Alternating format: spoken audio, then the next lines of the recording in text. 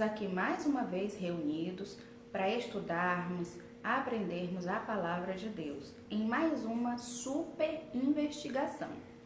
A nossa investigação de hoje é a investigação número 8, que tem como título Tijolos Vivos.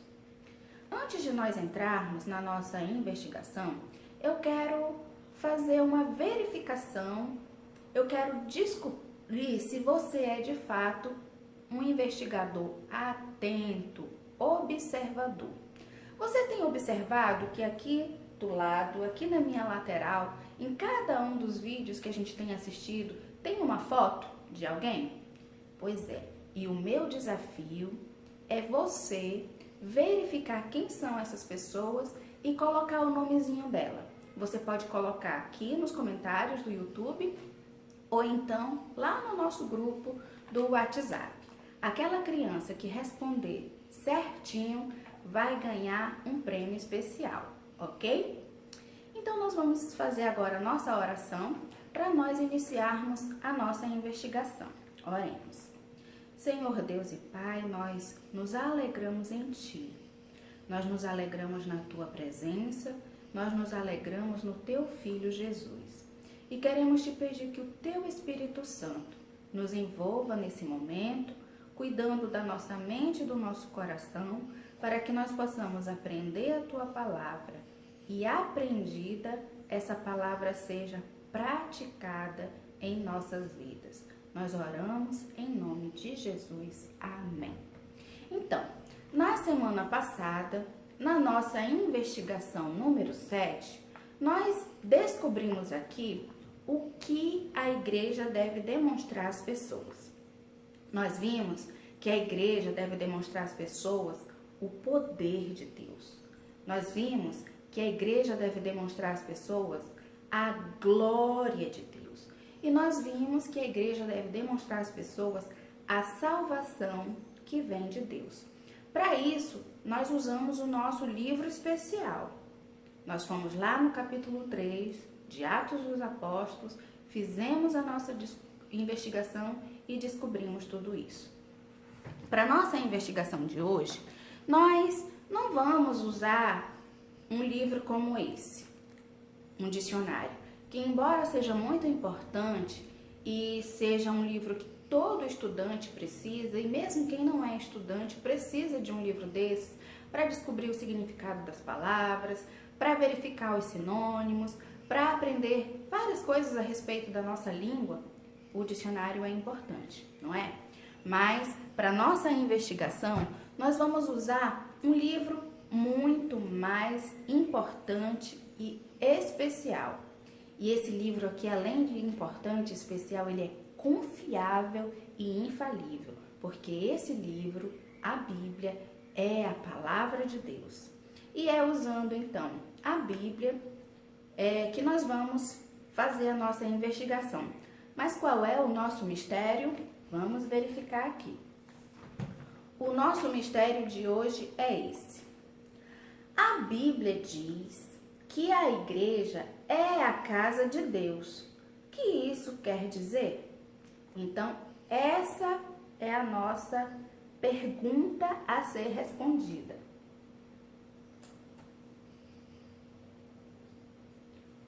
O que quer dizer casa de Deus? A igreja é a casa de Deus. O que isso quer dizer? Para isso, nós vamos então aqui abrir as nossas Bíblias. O primeiro texto que nós vamos ler é esse que está aqui em Mateus. Você abre aí.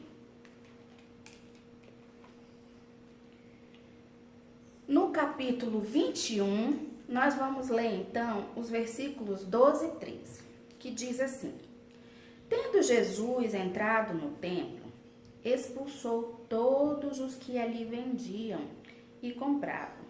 Também derribou as mesas dos cambistas e as cadeiras dos que vendiam pombas, e disse-lhes: Está escrito: A minha casa será chamada casa de oração. Vós, porém, a transformais em covil de salteadores. Então, nesse texto, nós estamos aqui vendo o próprio Senhor Jesus, lá no templo, Jesus chegou lá no templo, tinha lá vários vendedores, cambistas, pessoas trocando dinheiro, trocando mercadorias, um verdadeiro alvoroço, um verdadeiro furdunço de gente comercializando várias coisas. E Jesus então ficou indignado e revestido da sua ira santa, ele foi lá e corrigiu aquilo tudo e expulsou aqueles vendedores ali do templo. Porque Jesus tinha em mente aquilo que eu tenho que ter e você também, meu querido investigador, que o templo, esse lugar da reunião dos santos de Deus, é um lugar de adoração, de prestação de culto ao nosso Deus. É um lugar onde nós dirigimos a Ele a nossa oração. É o lugar onde nós dirigimos a Ele a nossa adoração. E Jesus, ele nos ensina, então, nesse texto, o respeito que nós devemos ter. E aí a gente já começa, então, a compreender a respeito da nossa investigação, a respeito desse tema, Casa de Deus. Então, nós estamos vendo aqui, nesse texto, que o templo é considerado também casa de Deus, quando está ali reunido o povo de Deus em adoração. Deus usou as construções para mostrar a sua presença. Nós já vimos isso em investigações anteriores, quando nós estudamos a respeito do tabernáculo, quando nós estudamos a respeito do templo que foi construído por Salomão, nós verificamos isso, que Deus mesmo mandou construir aqueles locais de adoração, um lugar onde ele pudesse manifestar a presença de Deus, a sua própria presença, para o seu povo ali reunido, um lugar onde o povo pudesse se reunir e adorar o Senhor. Na atualidade, no momento presente, Deus, ele se manifesta nos lugares onde a igreja se reúne, onde o povo dele está ali reunido, né, em santa convocação, em adoração, o Senhor manifesta ali a sua presença. E isso é motivo de alegria, é motivo de nós nos alegrarmos com a reunião dos santos, com a oração que é dirigida a Deus ali naquele lugar. Nós agora mesmo estamos vivendo esse momento de distanciamento e nós temos sentido falta de tudo isso. Nós temos visto quanto é importante o povo de Deus se reunir para adorar a Deus num culto público, porque nós temos sentido falta disso. Então, que nós possamos ter alegria a partir de agora, que nós possamos dizer sinceramente, como diz o Salmo 122, alegrei-me quando me disseram, vamos à casa do Senhor. Porque quantas vezes, meu querido Junior, quantas vezes, meu querido investigador, você se levantou com preguiça para a escola bíblica dominical? Quantas vezes você foi arrastado para a escola bíblica dominical? E agora nós estamos sendo privados dessa reunião e isso tem entristecido o coração de todos nós, porque nós queremos estar juntos, nós queremos estar reunidos para adorar o nosso Deus, para estudar juntos a sua palavra e para juntos crescermos no conhecimento do nosso Senhor. Nós vamos então agora, já que nós verificamos que o templo pode ser considerado a casa de Deus, nós vamos verificar agora que não é só isso. A casa de Deus não se limita a uma construção. A casa de Deus não se limita a um prédio. E nós vamos verificar isso agora. Continuando a nossa investigação, abra aí a sua Bíblia em Efésios, no capítulo 2. Nós vamos ler então do 19 até o 22, que diz assim: Assim, já não sois estrangeiros e peregrinos, mas concidadãos dos santos, e sois da família de Deus, edificados sobre o fundamento dos apóstolos e profetas, e sendo ele mesmo Cristo Jesus a pedra angular.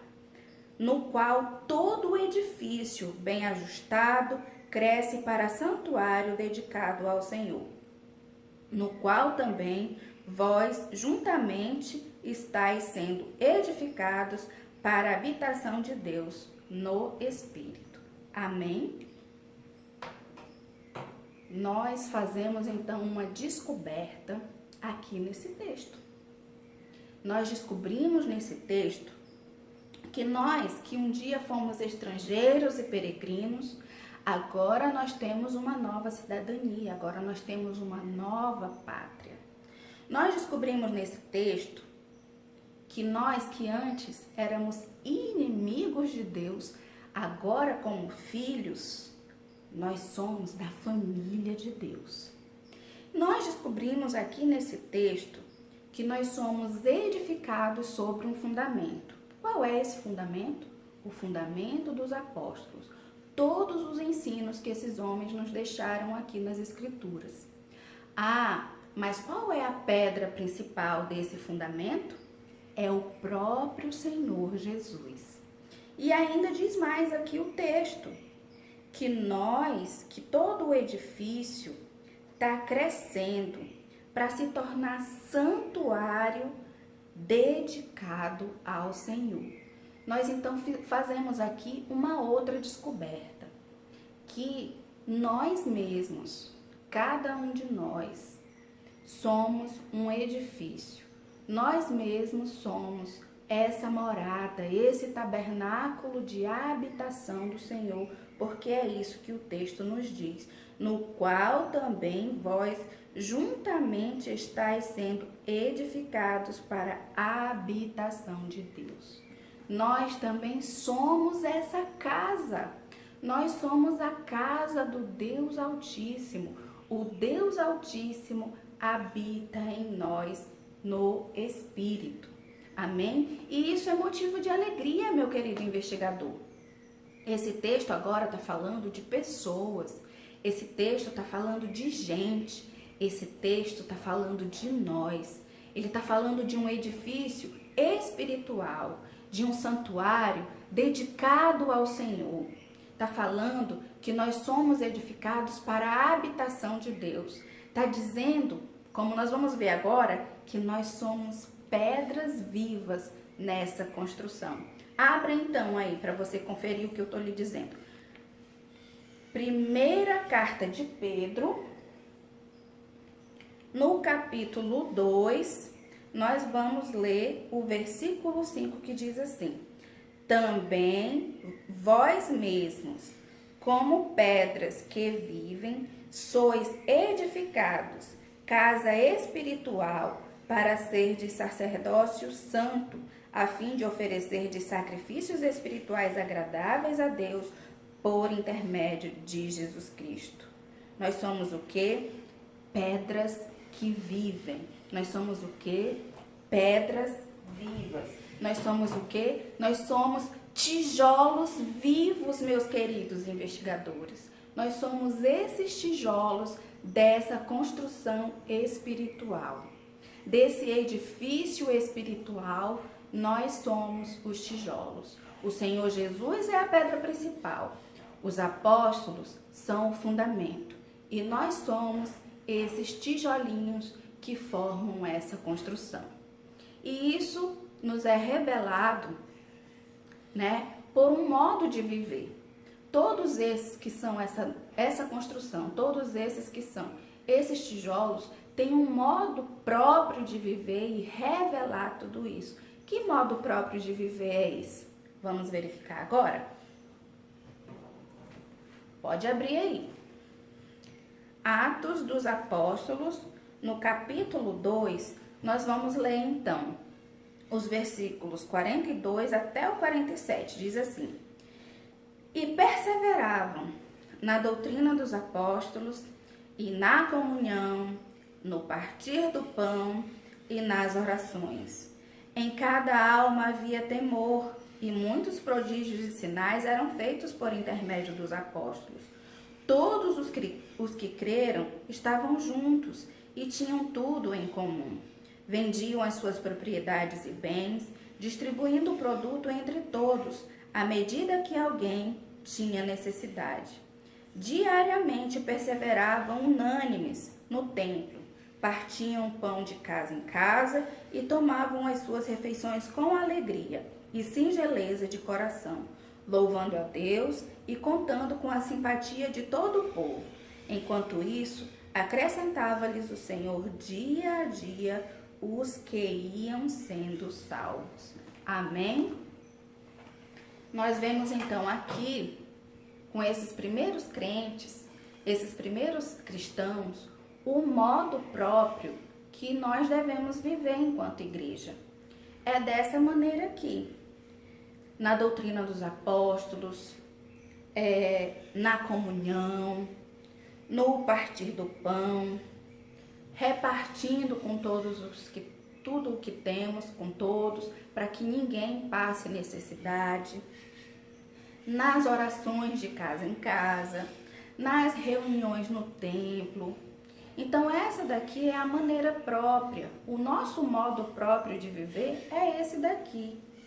E revelando esse modo próprio de viver, a gente chega a mais uma resposta, a mais uma pista da nossa investigação, que é aquilo que nós fazemos. Nós já descobrimos que a casa de Deus pode ser considerada aquele lugar da nossa reunião, mas não é só isso, não se limita a isso. A casa de Deus somos nós somos a habitação do Deus vivo. E como habitação desse Deus, nós devemos demonstrar para o mundo, para as pessoas, verdades. A verdade da palavra de Deus. Então, nós chegamos a mais uma observação, que a igreja é testemunha da verdade. A igreja testemunha a verdade no seu viver diário. A igreja testemunha a verdade no seu dia a dia. E que verdade é essa que a igreja deve revelar? Que verdade é essa que a igreja deve demonstrar? Vamos verificar então? Abra aí agora em João, no capítulo 14. Nós vamos ler o versículo 6, que diz assim. É bem conhecido esse versículo. Todo mundo já memorizou ele no Oance. Respondeu-lhe Jesus: Eu sou o caminho e a verdade e a vida. Ninguém vem ao Pai senão por mim.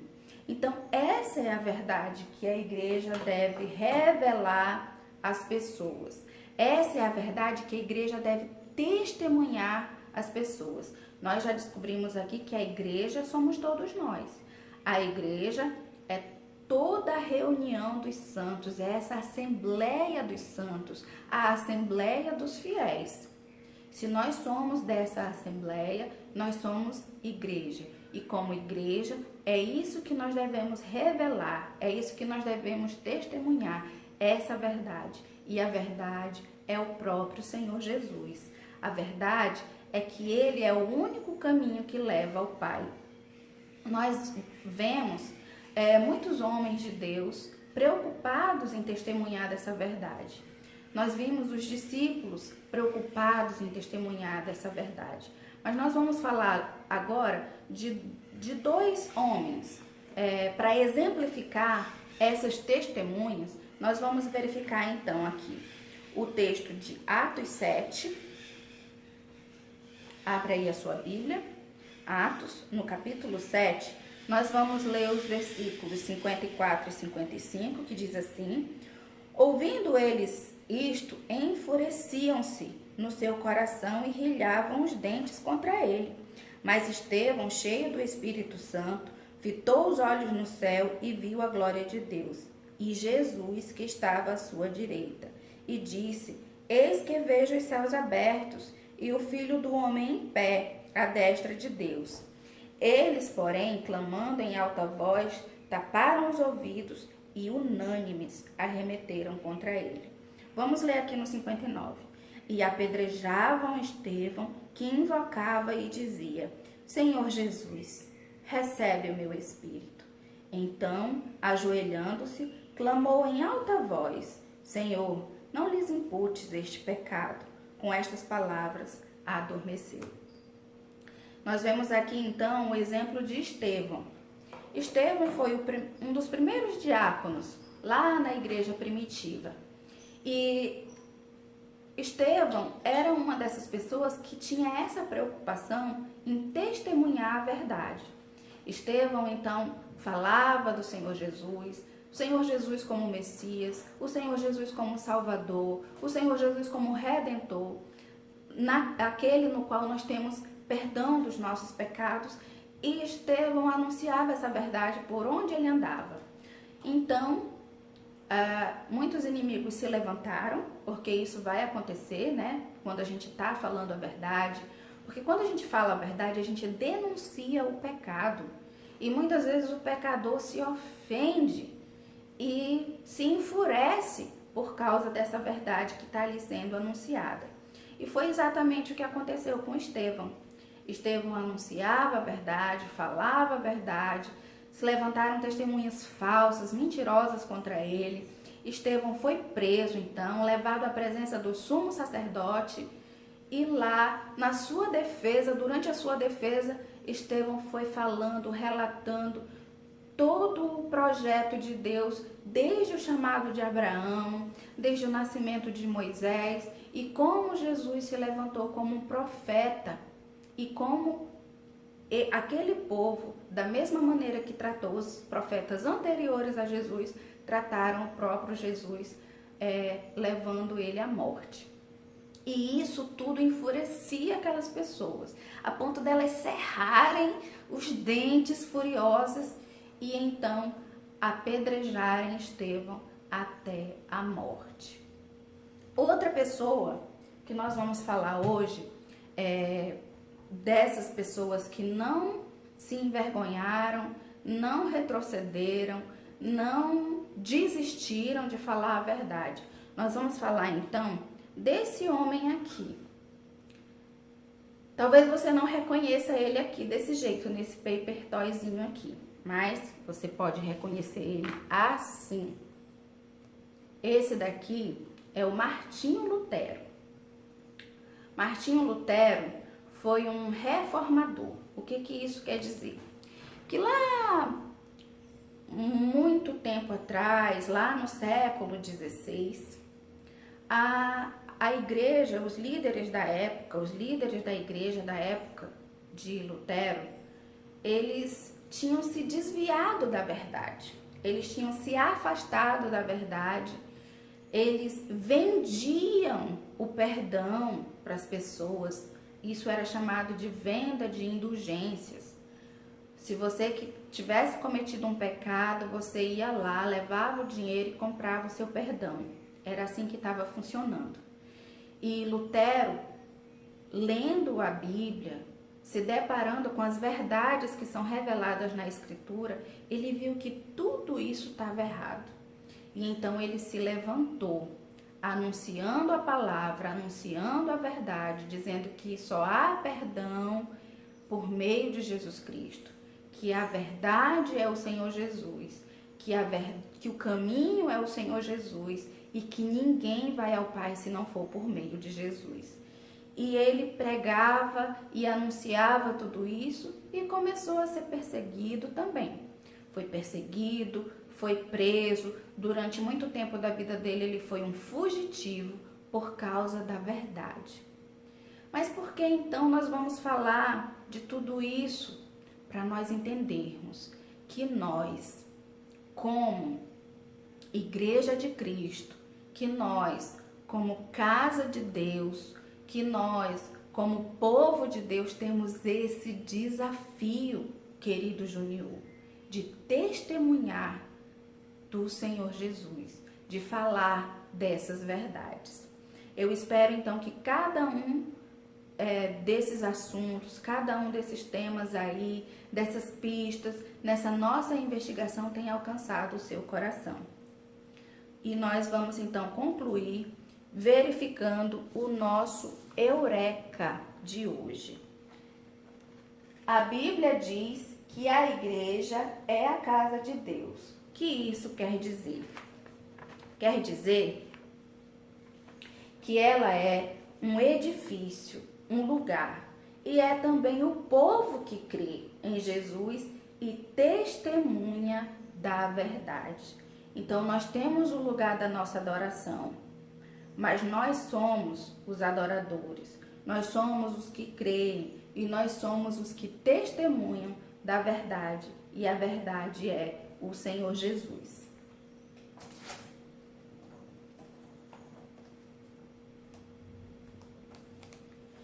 E eu quero então encerrar o nosso estudo de hoje fazendo uma oração e apresentando cada um desses tijolinhos aqui nessa construção.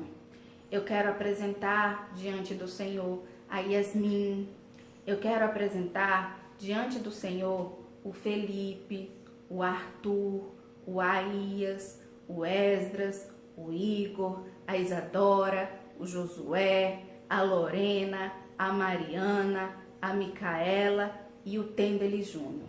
Cada um de vocês, juniores, são tijolinhos vivos nessa construção. Que Deus abençoe a cada um de vocês e que vocês se sintam encorajados, que vocês se sintam desafiados a testemunhar a verdade, que é a salvação em Cristo Jesus. Oremos. Senhor meu Deus, eu te agradeço por esse momento em que estivemos aqui aprendendo as tuas verdades, aprendendo a tua palavra, aprendendo a respeito, Senhor, do que somos e do que devemos fazer enquanto igreja.